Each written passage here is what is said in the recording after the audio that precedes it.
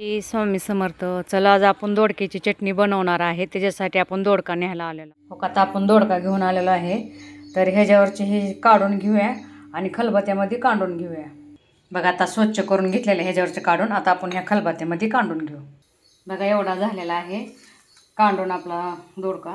तर दोडकी चटणी बनवायची आपल्याला. तर हो का, ह्याच्यामध्ये कोथिंबीर, लसूण आणि चवीनुसार मीठ घेतलेलं आहे. आता आपण इथं कढई ठेवलेली आहे. आता 2 चमचे तेल घालून घेऊया, म्हणजे गरम होईल.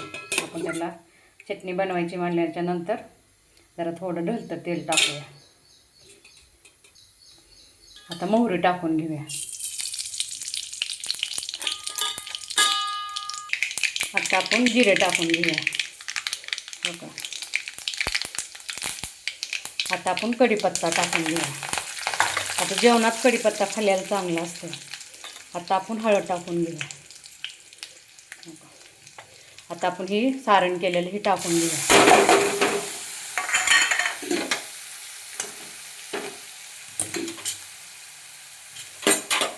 आपण हलवून घेऊया, एकजीव करूया. चांगलं खरपूस तळून द्यायचं. तर आता खरपूस भाजलेला आहे. आता आपण हे दोडका टाकून घेऊ. आपण दोडक्याची चटणी बनवणार आहे. पहिल्या काळात कसं दोडक्याची असे पाटावर वाटायचे आणि दोडक्याची चटणी बनवायची, म्हणून आपण दोडक्याची चटणी बनवणार आहे. आता शेंगदाण्याचा कूट घालून घेऊया 2 चमचे. आता आपण हे शेंगदाण्याचं कूट घालून घेऊया. आपण झाकून ठेवला होता 5 मिनटं, उघडून बघूया.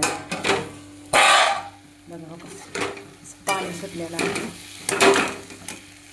आता आपण एकजीव करूया. बघा हो का, असा दोडका झालेला आहे.